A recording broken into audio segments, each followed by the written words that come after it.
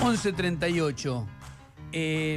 La primera vez que yo le presté atención, y hago mal en decirlo porque la verdad que tiene un currículum extraordinario, como matemático, como creador, como empresario, a Sebastián Seriá, fue cuando, yo no sé si fue Rebocio, quién de los periodistas económicos que trabajan acá en la radio, dijo, miren lo que dijo Sebastián Seriá en el coloquio de IDEA.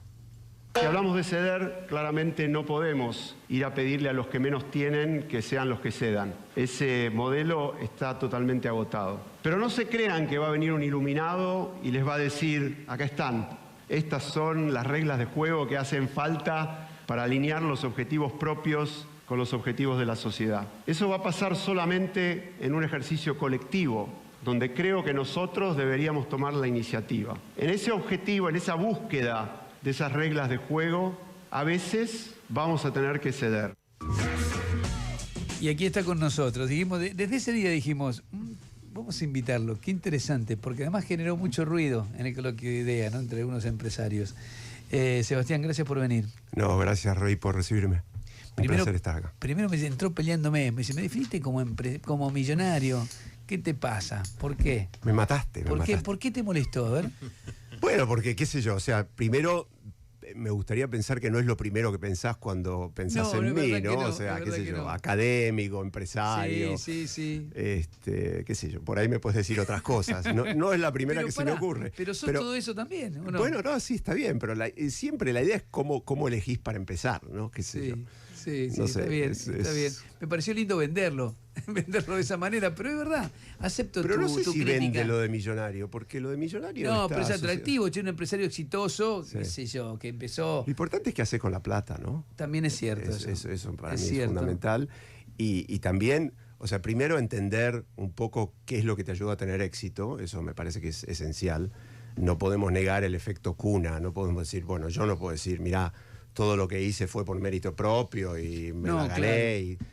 Claro. Y además vos sos muy o sea, tenés muy claro que sos producto de la universidad. Sí, de la universidad pública gratuita y de la escuela pública. Claro, también, ¿no? Claro. Contame un poco, contanos de ese comienzo y tu inclinación primero en la matemática, en la síntesis que puedas hacernos para aquellos que tampoco te conocen. Mira, yo creo que siempre hay algunos profesores en la escuela secundaria, viste, que te prenden la lamparita. Y a mí me pasó, yo iba al ILSE y había una profesora en segundo año o tercer año, no me acuerdo, que se llama Irma Arias, que empezó a hablar de unas cosas rarísimas en matemática, ¿no? Ella hablaba de una cosa que se llama la operación estrella y qué sé yo, y me cliqueó la matemática. De repente, viste, mis amigos decían, ¿pero qué es eso? Se hacían burla de la operación estrella. Además, ella es sanjuanina, así que decía operación estrella. Y a mí me empezó a cuadrar este tema de que había un orden en la matemática y que uno podría hablar de operaciones que no fueran las que estás habituado, como la multiplicación, la suma, la división, y hacer operaciones entre números o entre cantidades o entre entidades. Y cuando terminé el colegio le dije a mi viejo, le digo, me encantaría estudiar matemática, pero tengo miedo, me voy a morir de hambre, ¿no? Volviendo un poco a lo del millonario. Gracias por eso. ¿Familia? Mi padre, un intelectual fracasado laboralmente, en el sentido que trabajaba en un negocio de exportación, pero él quería ser físico. Y terminó estudiando ingeniería, pero nunca le gustó. Siempre le gustó leer. Es un tipo que leía constantemente. Me recuerdo de él es leer. Yo lo llamo el Google de la época, ¿no? Si mirá vos tenías una pregunta, además tenía una memoria fantástica, era como ir a la Enciclopedia Británica. Y mi madre, una tipa que siempre estuvo muy comprometida con servicios sociales, hacía muchas cosas de esas. De Buenos Aires, todos acá de Buenos Aires. Barrio Recoleta. De Recoleta, pará. Fui al Castelidio. Y le decís eso... ¿Y qué hace tu viejo? Y mi viejo me dice, vos estás loco, si a vos lo que te gusta es la matemática, tenés que estudiar matemática y después nos vamos a ocupar de qué vas a trabajar y todo eso, no tengas problema, metete en lo que te gusta. ¿Ahí entraste exactas? Ahí entré exactas, sí, que me cambió la vida. O sea, la Facultad de Ciencias Exactas y Naturales a mí me cambió la vida, me recibió no solo con los brazos abiertos, pero también vi el compromiso, el principio de la democracia, ¿no? Yo entré en el año 84.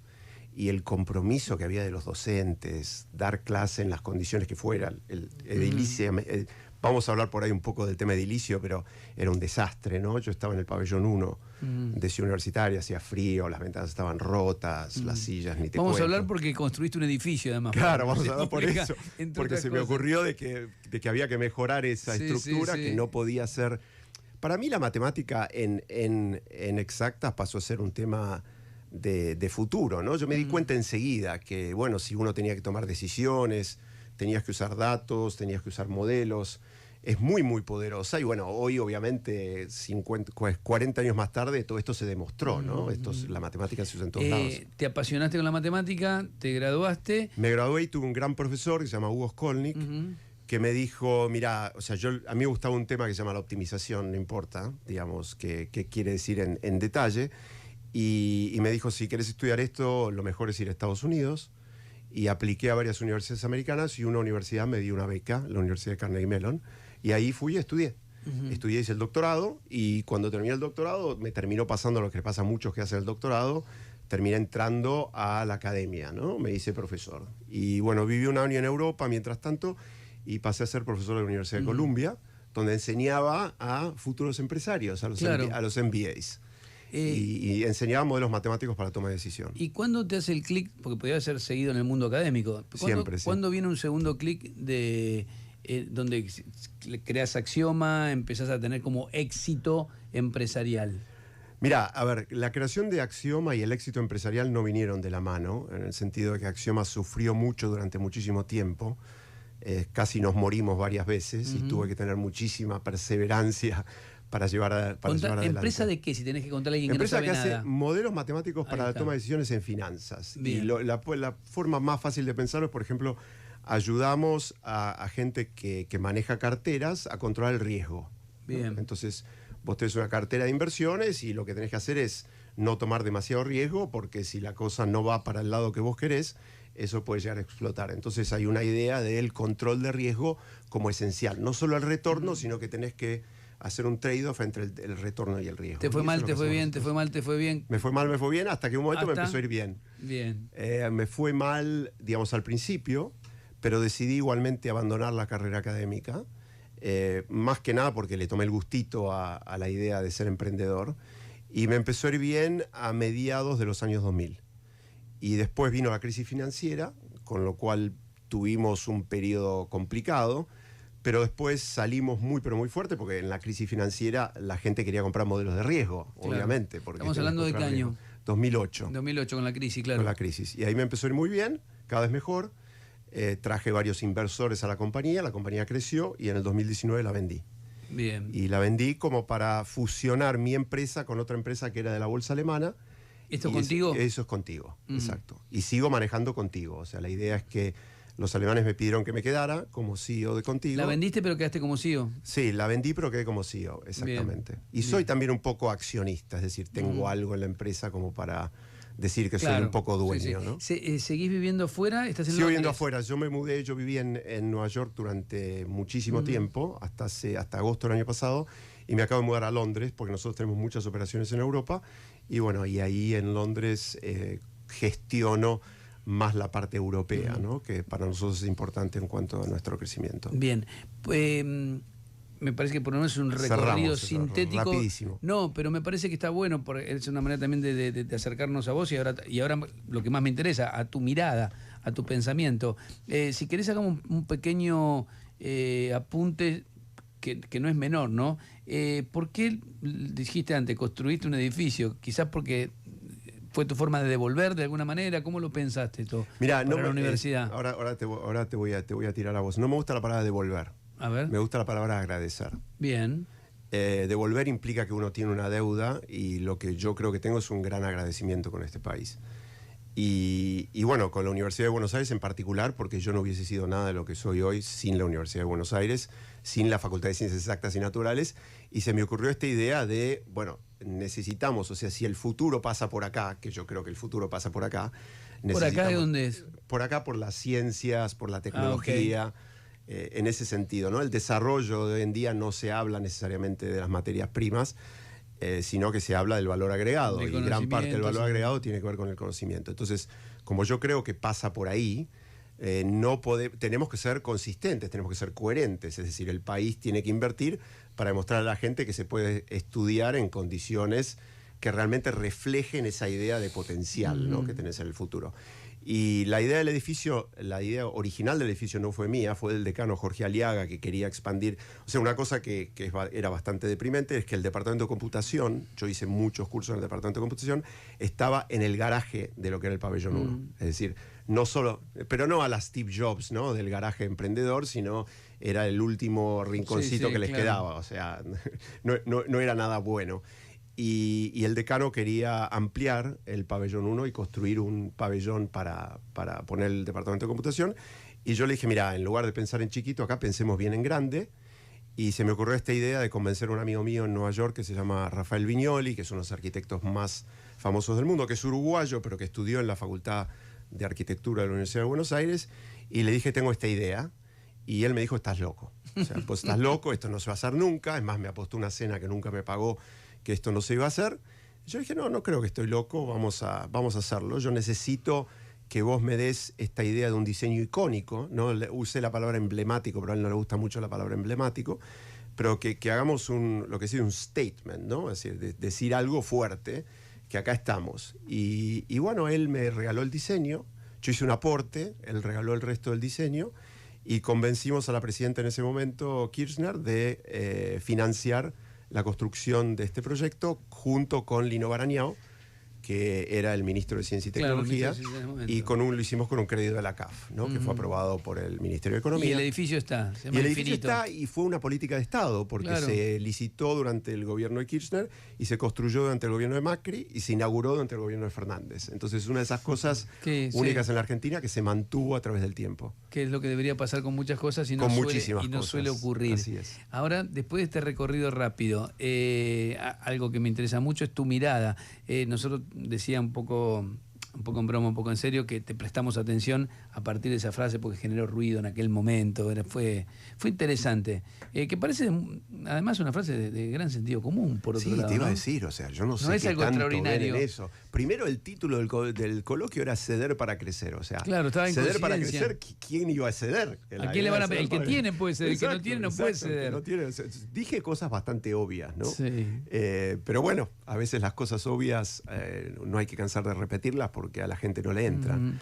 ¿Y qué te pasa? Porque algunos te criticaron en aquel momento, yo me acuerdo que leí, que decían, bueno, pero él lo está diciendo de afuera.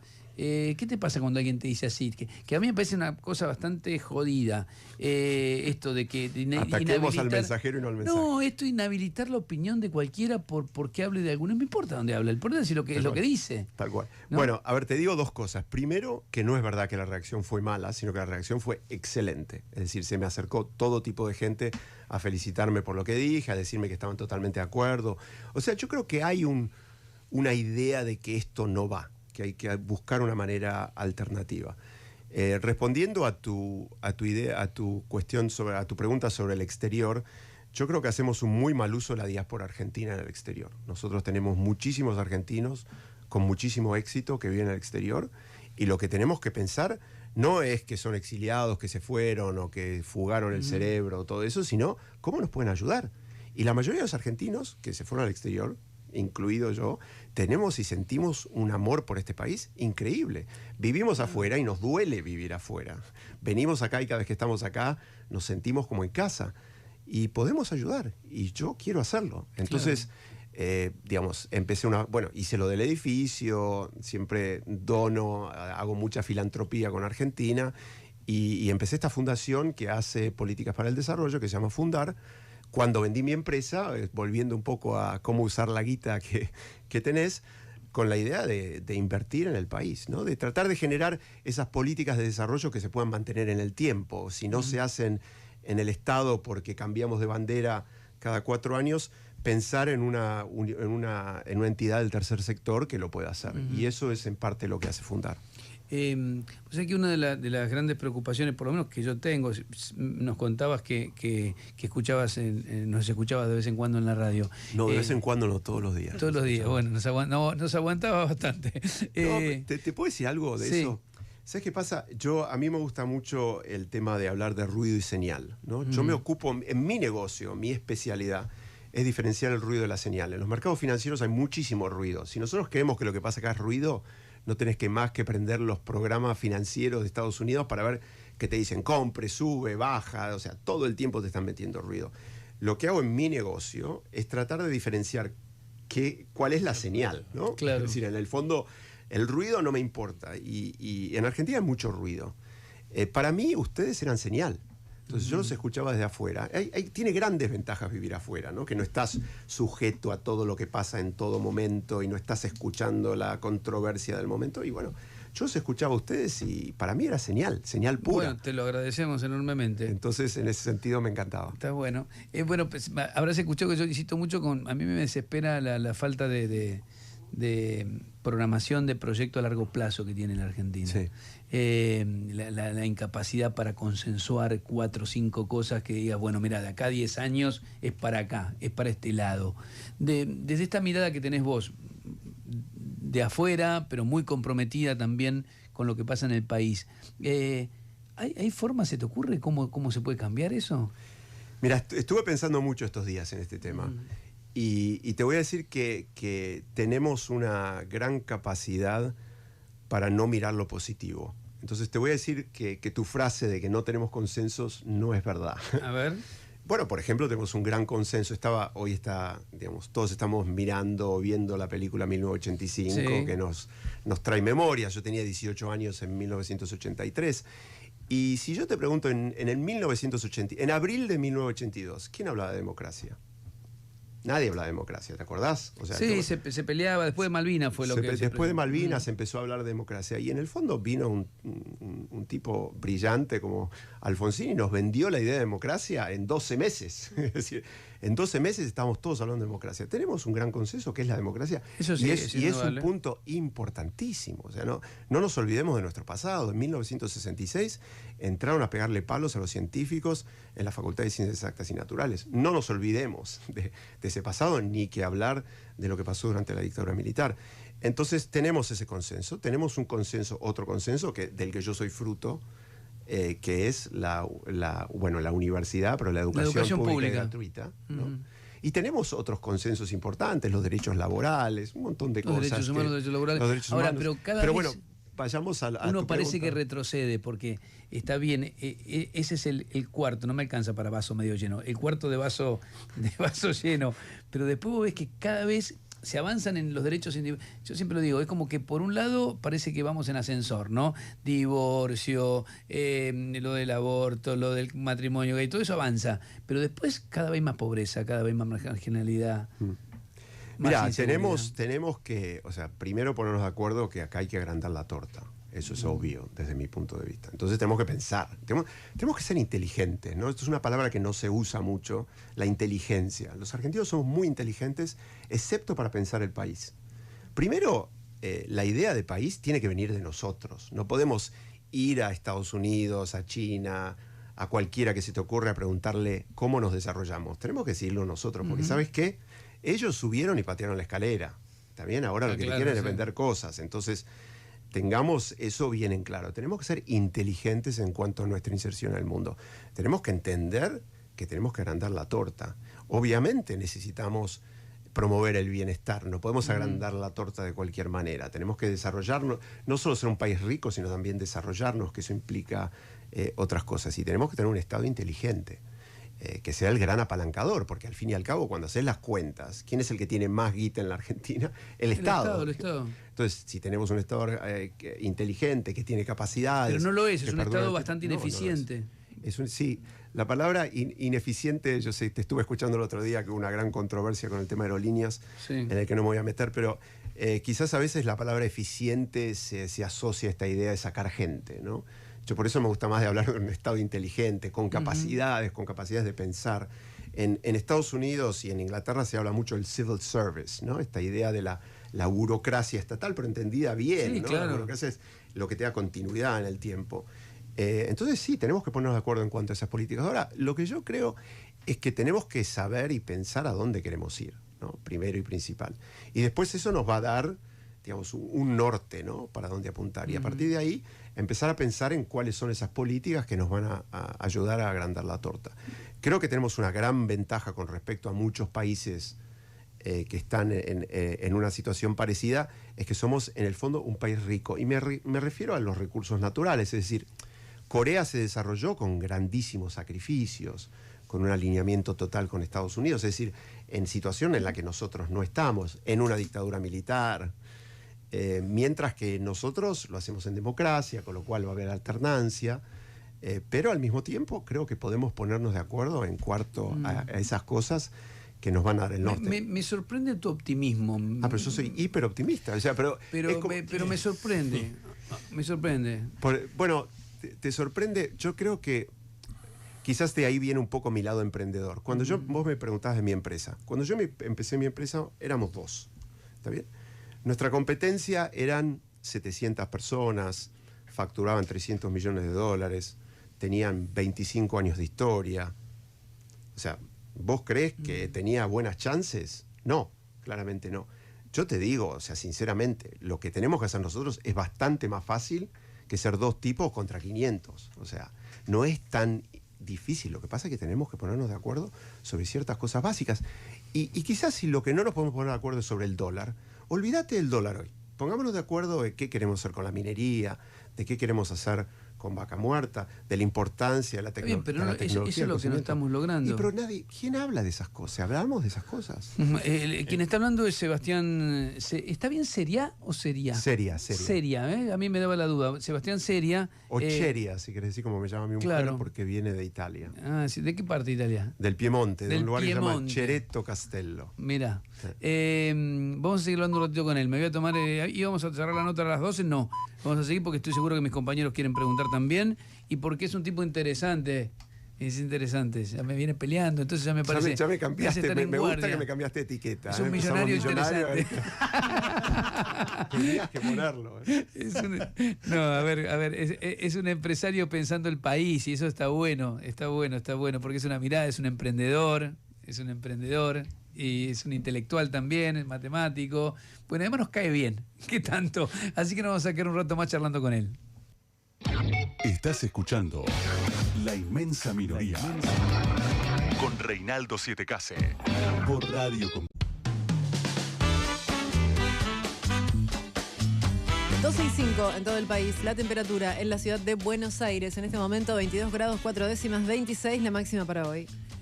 Estamos conversando con Sebastián Seria. ¿Cómo te definís vos? Si te tenés que definir, a ver, que te enojaste, ¿cómo te definí yo?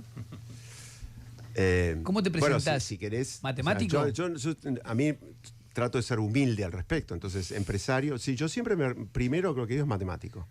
Para mí es en cuanto a identidad, ¿no? Pero si las tuviera que ordenar, primero diría argentino, matemático, empresario, porque hay distintos tipos de empresarios. Yo siempre me dediqué a lo que sabía, es decir, nosotros en mi empresa hacemos modelos matemáticos. Claro. Tenemos un centro de investigación y desarrollo en Argentina que hace modelos matemáticos también acá. Es decir, siempre para mí fue importante la idea de la expertise, ¿no? Esa idea de que, bueno, yo soy experto en modelos matemáticos y mi empresa hace modelos matemáticos, lo cual me hace mucho más fácil venderlos, porque entiendo de qué se tratan, siento un compromiso con esos modelos y bueno, entonces todo eso facilita ser empresario. Es lo mejor, ser empresario sobre algo de lo que vos sos experto es una sensación espectacular. Espectacular, me imagino. Espectacular. El Doc te hacía una pregunta fuera de micrófono, repetila, Doc, está bien. Vos hablás un poco de agrandar la torta, entonces, ¿cuáles serían las herramientas que vos podrías tener matemáticamente para agrandar la torta? Digamos. Mirá, creo que la Argentina tiene una posibilidad en el corto a mediano plazo, de utilizar sus recursos naturales para agrandar la torta. Los recursos naturales que tiene Argentina, más allá del agro, que lo conocemos bien, hoy implican o son parte de la gran demanda que hay en el mundo, que es la energía, obviamente, con todo el tema de la guerra de Ucrania, hay una gran demanda para gas, va a continuar a haber una demanda por el petróleo por un tiempo, y después está todo lo que tiene que ver con el cambio climático, obviamente el litio, que es una de las cosas que tenemos acá, que podemos explotar, pero no exportar como materia prima, sino tratar de desarrollar una cadena de valor. Es decir, tenemos esos recursos naturales que nos permiten empezar a pensar en agregar valor más allá de esos recursos naturales, y eso creo que es totalmente posible. Más allá de eso tenemos la industria del conocimiento, que hace 15, 20 años no exportaba nada y hoy es el cuarto complejo exportador de la Argentina. Tenemos muchos lugares donde somos top 5 del mundo, top 5, top 10, ¿no? El tema satelital es uno, después tenemos el tema nuclear es otro. Entonces, de alguna manera creo que hay suficientes capacidades como para agrandar esa torta. Pero tenemos que ponernos de acuerdo que para distribuir, o para poder distribuir mejor, que es lo que obviamente también tenemos que hacer, tenemos que agrandar esa torta. Una torta que no se agranda dificulta muchísimo la distribución. Cuando pasamos el audio del coloquio de idea, ahí vos planteabas el tema de que había que ceder, y básicamente le hablás a un auditorio donde le decías lo que menos tienen no pueden ceder, necesitamos como que cedan ustedes. Hablaste del rol del Estado, que también es uno de los que tendría que ceder o invertir, pero la percepción desde afuera que el empresario, la gente que tiene más dinero, no tiende a ceder, y que incluso cuando se lo regula, protesta y mueve sus fichas para evitar que eso suceda. Como que esa cesión debería pasar por una cuestión casi de buena voluntad. Digo, ¿cómo haces para convencer? Porque si bien vos dijiste que tuviste buena repercusión, me imagino que también más de uno te habrá dicho, bueno, tampoco vamos a ceder tanto. Digo, pero ¿cómo haces para convencer a ese núcleo que también ceda? Porque también ceder podría ser beneficio. Bueno, primero te voy a hacer una pequeña corrección, y no es que esté maestro Ciruela hoy. Yo dije cedamos nosotros, sí, no cedan ustedes, que me parece importante, porque yo también me considero empresario, entonces ese sentido de pertenencia es importante. Mira, lo que pasa que si nosotros estamos en un equilibrio, en un mal equilibrio, ¿no? Y tenemos que salir de ese equilibrio. ¿Vamos a poder salir de ese equilibrio todos juntos, estando mejor al mismo tiempo? Claramente no. Alguno va a tener que hacer un gran sacrificio para... O sea, esto que estoy diciendo es mucho más profundo desde el punto de vista matemático, pero no te lo estoy tratando de explicar así. Tenemos que salir de donde estamos, y para eso tenemos que bajar en algunos lados, y después vamos a poder subir todos. ¿Qué es lo que quiero decir con los empresarios? ¿O qué me parece de los empresarios? Es que en parte la discusión está mal dada. Es decir, el empresario sabe perfectamente lo que es hacer una inversión. Nosotros, o sea, yo en mi empresa todo el tiempo estoy pensando en ceder para crecer. Es una constante, eso te hace un buen CEO, ¿no? ¿Qué es lo que vos decís que tenés que invertir para poder lograr el futuro? Lo que pasa es que a los empresarios no se les habla del futuro, ¿no? No se habla, la discusión es muy cortoplacista, entonces tenemos que, no sé, un impuesto para acá, un impuesto para allá, pero no estamos hablando de generar valor en el futuro. ¿Cuándo se habla de generar valor en el futuro? Y en algunos casos se hace, ¿no? Por ejemplo, en toda la industria hidrocarburífera se habla de futuro, entonces los empresarios entienden que tienen que invertir, y invierten porque tienen una promesa de futuro. Eso mismo que se hizo en la industria hidrocarburífera me parece que se puede hacer en muchísimos lugares. Se hace en la industria del conocimiento, por ejemplo. En la industria del conocimiento el Estado dijo, yo voy a aportar. ¿Qué voy a aportar? Una ley de economía del conocimiento. ¿Qué hace esa ley? Te baja los impuestos y qué sé yo. ¿A cambio de qué? A cambio de que vos inviertas. Entonces, ¿qué es lo que vos estás haciendo? Estás cediendo, el Estado está cediendo por un lado, el empresario está cediendo por el otro. Con lo cual, no creo que sea una ecuación imposible, creo que tenemos que cambiar el tema, el marco de referencia. Sebastián, quiero decirte varias cosas. Con respecto a lo que... Se puso en guardia. Se puso en guardia. Ahí está. Con respecto Además, a lo después de haberte escuchado tanto tiempo y verte en persona, estoy totalmente intimidado por varias cosas. Me alegro mucho. Me alegro mucho que estés intimidado. No, lo sé. Lo dice en serio. Sí, ¿no? claro. Está claro que lo dice en serio. Sí. No me cabe duda. No, con respecto a lo que hablaban al comienzo, que él te preguntaba cuándo habías sido exitoso, y vos contabas cómo había comenzado toda tu historia. Permíteme decirte que yo creo que fuiste exitoso cuando tu padre te dijo, estás loco, tenés que ser matemático, no importa, después vemos de qué trabajás. Me parece que ahí comienza el éxito. Seguí tu deseo en ese momento. No, pero es muy importante que alguien te aliente. Y después te diga, bueno, y después vemos. Como esa manera de pensar tal vez haya sido el germen también de esta carga positiva que vos le podés ver a esto que dijiste en el coloquio, y a esta manera por ahí me parece que es un poco más que matemática, ¿no? Hay algo mucho más profundo, como decías recién, para poder entender este escenario que para nosotros es muy complejo. Por eso mi pregunta es...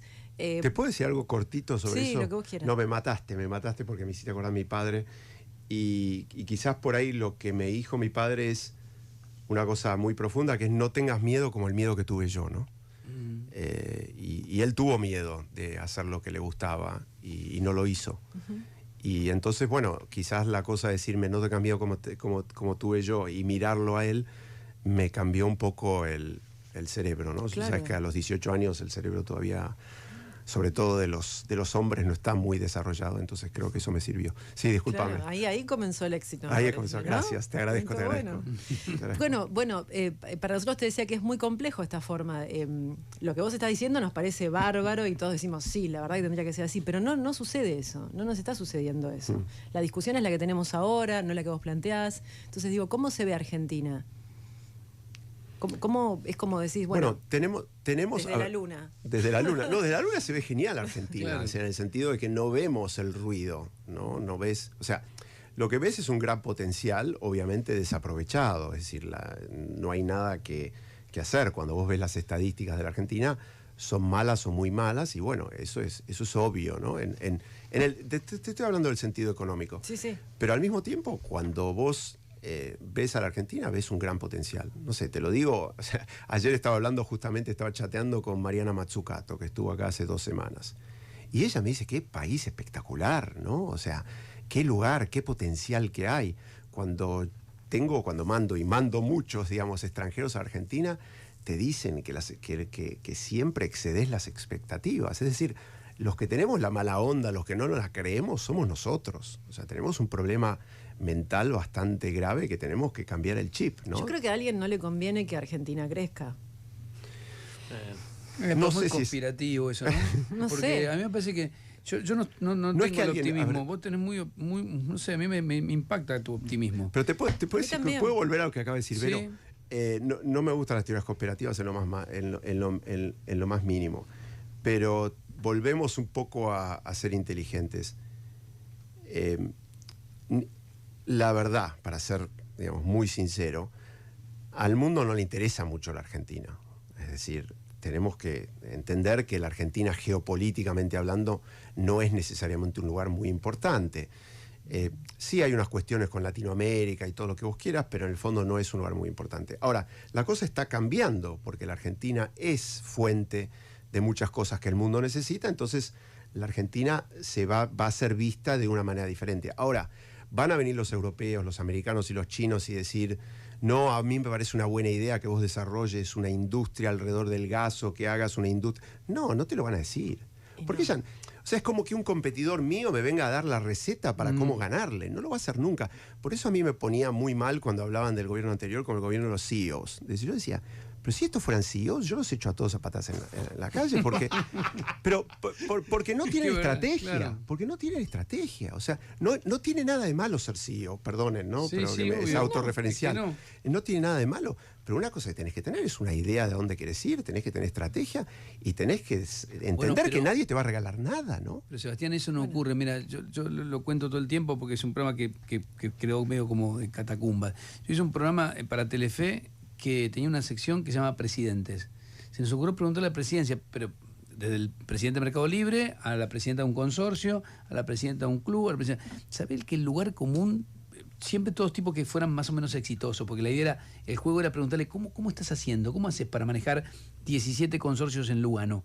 ¿Cómo hace para manejar River? ¿Cómo hace el lugar común en casi todos era muy conectado al presente, formar equipos, escuchar y el largo plazo. Ahora, todos elementos que cuando la traslada la política no están.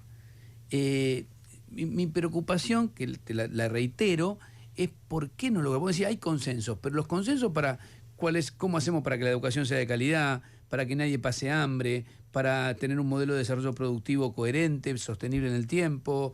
No sé, ¿cómo hacemos para bajar la inflación? Vuelvo a lo que te dije antes. En el 82 no estaban esas ideas de hablar de democracia y sin embargo en el 83 lo conseguimos y lo hicimos. O sea, estamos a tiempo. Vos tenés Las elecciones expectativa Pero que eso sí. ocurra. Pero es lo que tenemos que demandarle a estos tipos, ¿no? Es decir, a todos tenemos que pensar de esa manera. Tenemos que decir, mira, hay un año y 2 meses, un año y un mes, o un año para las elecciones. Quiero que me hablen de eso. Sí, claro. ¿no? ¿Qué van a hacer? ¿Qué van a hacer? Háblenme de la misma manera que Alfonsín me hablaba de la democracia, que, Claro, ¿qué van que a está hacer? genial. ¿Qué van a hacer? Eso es lo que nosotros tenemos que pedir como sociedad a la política, si lo querés pensar de esa manera. A la política, a los empresarios, a todos. A todos, a los Hablemos de gremios, estrategia de país. Seamos patriotas, pensemos a dónde queremos ir como dirección. Vos en una nota, creo que en Infobae, hablabas que te pasaba de juntarte en muchos círculos en Estados Unidos en donde intervenían muchos argentinos que hablaban mal del país. Digo, más allá de que obviamente la responsabilidad primigenia es de lo que estamos acá, sobre todo la clase dirigente, digo, y hablando de esto de Argentina en el concierto del mundo, digo, esa cuestión incide negativamente en las posibilidades que pueda tener puertas para afuera del país, o simplemente es charla de gente que vive afuera, que es de Argentina y que habla mal del país? No, creo que nos hace mucho daño. Cuando, y no voy a hacer historia, pero ustedes lo pueden buscar. Es decir, cuando, por ejemplo, gente de un partido político que está por entrar en elecciones va a Estados Unidos y habla mal del gobierno entrante porque quiere que Estados Unidos lo apoye para ganar las elecciones, eso hace muy, pero muy mal. Entonces, que los argentinos hablen mal de la Argentina en el exterior no nos ayuda en lo más mínimo, y yo diría que concretamente hace mal, hace daño. Y hay que terminarlo. O sea, eso es una cosa que una de las reglas tuyas, las reglas de Reinaldo. No hablemos mal de la Argentina en el exterior. No, sé que el programa circuló desde el principio. Vero dijo la pelea que estamos, como la familia que tiene el peronismo, que todo el mundo se pelea. Ella decía, en vez de pelearse, tengamos una visión de qué es lo que van a hacer. Y vos estás diciendo, bueno, díganme qué vamos a hacer. Eso es lo más difícil. Ojalá podamos tener la claridad. O sea, yo te diría que es menos difícil que lo que Alfonsín, que lo que Alfonsín hizo con la democracia en 1982. No, me queda clarísimo, pero bueno, no sucede. No sucede, pero pidámoslo que suceda. No, bueno, sabés que este es un ámbito en el que se propicia eso. Creo que de alguna manera por eso estamos manteniendo esta charla, ¿no? Creo que sí, que se puede. Yo, en algún sentido, no me canso de repetirlo con cualquiera que esté. Trato de no solo transmitir mi optimismo, pero creo que mi optimismo es en verdad realista. No está basado en la señal, no está basado en el ruido. Bien, me gustó ese, me quedo con eso, ¿eh? Sí. Me quedo. Más señales, detectar señales. Más señales. Ustedes son los reyes de las señales, así que sigan dando señales. Sebastián, son las discusiones importantes. Sebastián, te vamos seguramente a volver a convocar. Cuando quieran, cuando esté acá, más que agradable venir a charlar con ustedes. Empezaremos distintos, supongo. Sí, por supuesto, por supuesto. No te la va a perdonar. No, nunca, jamás. El doctor en matemáticas, Sebastián Seria. Y el tipo había hecho Además, todo... Te puedo decir una cosa que va a sonar a totalmente autobombo. Hoy me dan un doctorado honoris causa en la Universidad de Buenos Aires. ¡Ay, qué bien! Sí, ¡Qué lindo! Yo pensé que podías haber empezado por ahí. No sabía. Es un error gravísimo de producción. Van a ser despedidos todos. Porque, claro, esa era una manera de empezar. No tenía. Acá tengo la data, ¿viste? No me dieron. No te lo dieron. Qué bueno, qué orgullo, ¿no? Sí, para mí esto. Bueno, notarán que hoy estoy especialmente optimista y feliz. Un poco claro, es así. Tiene que ver con eso. Pero también. tiene que ver muchísimo con eso. Me encanta. O sea, para mí, la Universidad de Buenos Aires es lo más, y me voy a cansar no me voy a cansar nunca de agradecer, nunca, jamás. Y está muy bien que lo hagas. Me alegra este reconocimiento, es lo que me pone más feliz de todo. Qué lindo. En verdad, mucho más que todo el resto. ¿Dónde es el acto hoy? En el edificio Cero Más Infinito, qué bien. en Ciudad Universitaria, es hoy a las 5. Qué bien, qué bueno, qué alegría. Bueno, otra vez muchísimas gracias por prestarte a esta charla, y ya te vamos a volver a convocar seguramente. Bueno, gracias a vos, Rey, a todos ustedes por haberme invitado y haberme dejado compartir esta dosis de optimismo que creo que es tan necesaria. ¿Cómo decía Gramsci, no? El optimismo de la inteligencia. No, era al revés. Pesimismo de la inteligencia, optimismo de la voluntad. A mí me gusta mucho esa frase, porque él decía esto, ¿no? Bueno, pero uno mira y está difícil ser optimista, pero si te pones a trabajar... Ahí viste una tecla impresionante, perdón, que seguimos estirando, ¿no? El cierre, como se dice. El pesimismo se ha convertido en intelectual y el optimismo se ha convertido en naif. Está mal eso. Está mal. Está mal. El optimismo tiene que ser... Primero, mi optimismo es intelectual. Todo lo que te estoy diciendo está basado en evidencia. En lo que ves. En lo que veo. ¿Y qué es eso de que el pesimismo, que es de intelectual ser pesimista? No, está mal. Muy mal. Hay que ser optimista. Ahí quedamos con eso. Sebastián Seria, un gusto recibirte, y ya vamos a volver a conversar. Gracias.